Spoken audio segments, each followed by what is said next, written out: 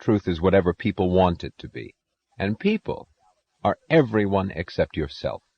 Reality is whatever people choose to say it is. There are no objective facts. There are only people's arbitrary wishes. A man who seeks knowledge in a laboratory by means of test tubes and logic is an old-fashioned, superstitious fool. A true scientist is a man who goes around taking public polls.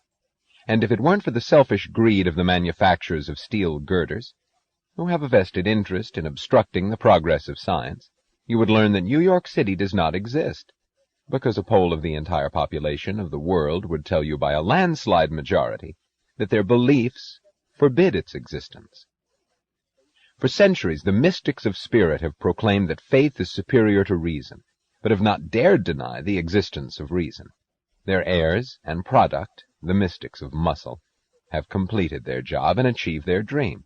They proclaim that everything is faith, and call it a revolt against believing.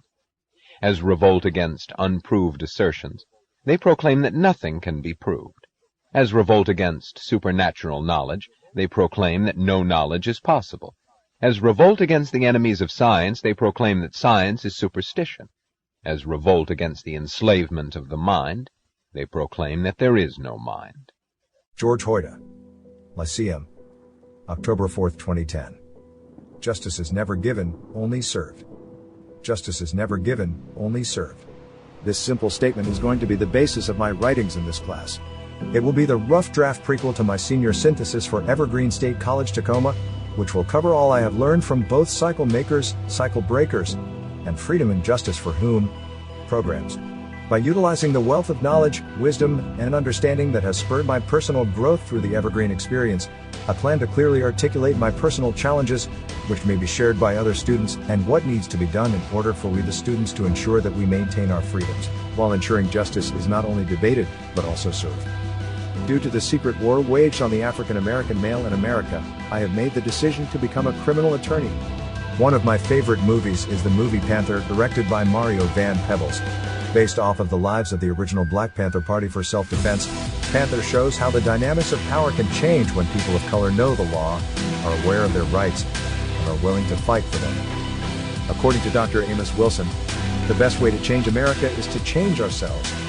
In other words, those who uphold this system of injustice and exploitation cannot continue to be what they are unless we continue to be what we are. In this light, the power of revolution is truly in our hands. I am pleased with the level of diversity in this year's Lyceum group.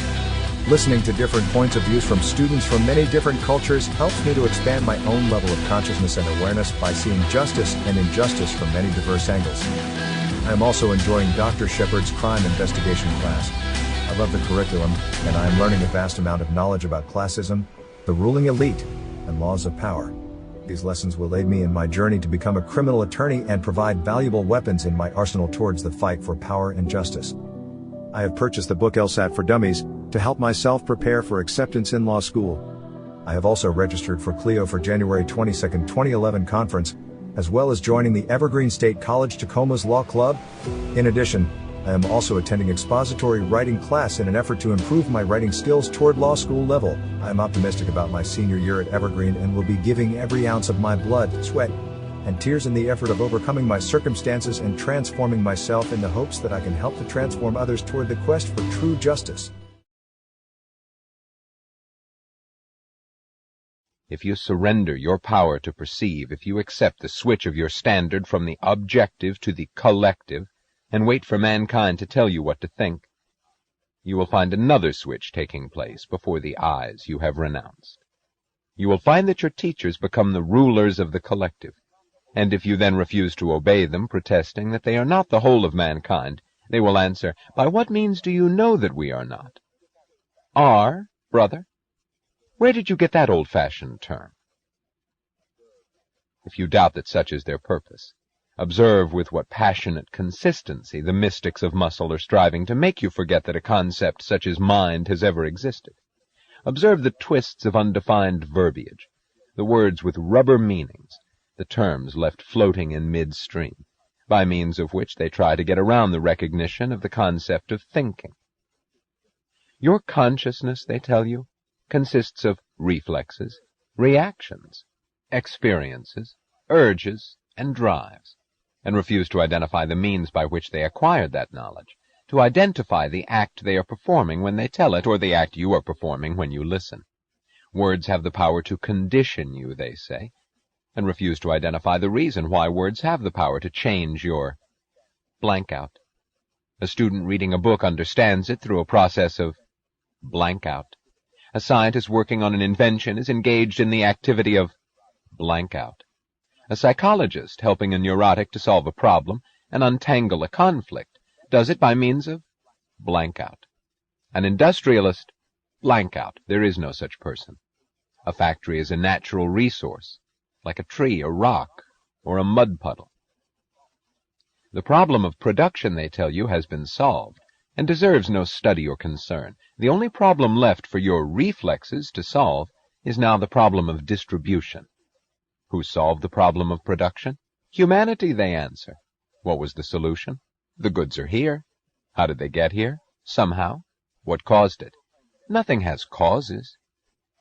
They proclaim that every man born is entitled to exist without labor, and the laws of reality, to the contrary, notwithstanding, is entitled to receive his minimum sustenance, his food, his clothes, his shelter, with no effort on his part, as his due and his birthright, to receive it from whom? Blank out. Every man, they announce, owns an equal share of the technological benefits created in the world. Created by whom? Blank out. Frantic cowards who posture as defenders of industrialists now define the purpose of economics as an adjustment between the unlimited desires of men and the goods supplied in limited quantity. Supplied by whom? Blank out.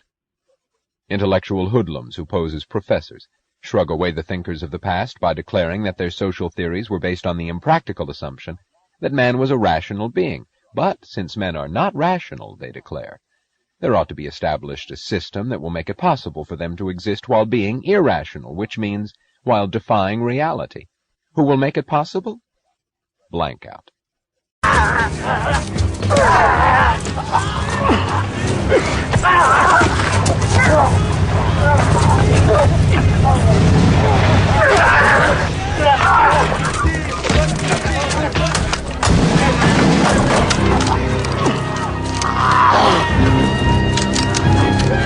Hey, yo, come out here! It's the police! It's the brothers! We're going! Get some backup!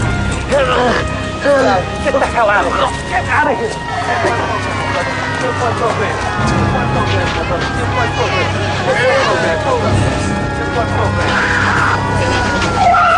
So, Huey, so what's your telephone number? Well, I confirm with you my address. That's all I'm required by California law to do. He ain't broken no law. Then what are you doing with that gun? But what are you doing with yours? Let me see that rifle, son. No. This is my private property. According to California law, we got a constitutional right to bear arms. What? Okay, move along. Go on about your business. Wait, brothers, sisters, no. You ain't got to go nowhere. This is your business. Stay right here. The law says, as long as you stand a reasonable distance, that's 8 to 10 feet to be exact, you got a right to observe the police carrying out their duties. From what I can see, you're standing 22 feet away from this man. So, brothers, ain't no law being broken. That's right. You stay right where you are. You ain't got to go nowhere. Learn about the Black Panther Party. Is that gun loaded, boy? Fish and game law clearly states it's unlawful to carry a live round of ammunition in the chamber of a shotgun or rifle in a vehicle. Pig. Refer to him as officer. Then don't you refer to him as boy. Well, is it loaded? I tell you, officer, it wasn't, but now it is. Ooh, there's a badass nigga. Now, for the last time, boy, what do those guns mean? They mean, pig, that the Black Panther Party declares you try to brutalize our community, you try to take our weapons. We'll shoot you, man.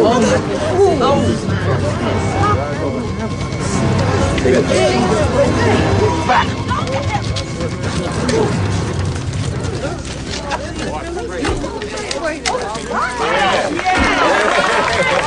Jesus, I think I done died and gone to heaven.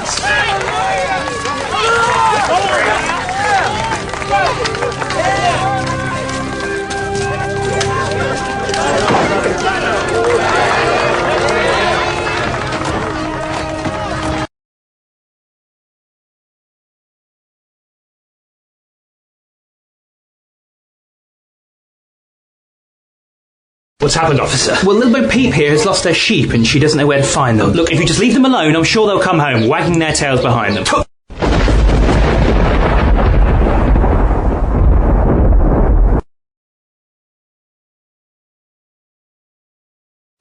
Everybody in the business is a criminal. And how can you ever trust a criminal?